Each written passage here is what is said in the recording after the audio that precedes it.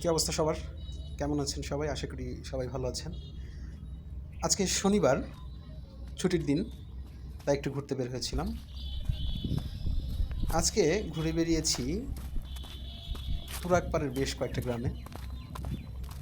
বর্ষার এই সময়টাতে চারদিকে প্রচুর পানি থাকে এবং এত সুন্দর প্রকৃতি, আকাশে মেঘ, চারপাশে পানি এবং সেই সাথে নৌকা তো আছেই। তো আসলে সব কিছু মিলিয়েই যে প্রকৃতি বিরাজ করে চারপাশে, এটা আসলে বলে বোঝানোর মতো না। তো আজকে সুযোগ পেয়েই বের হয়ে গিয়েছিলাম ঘুরতে।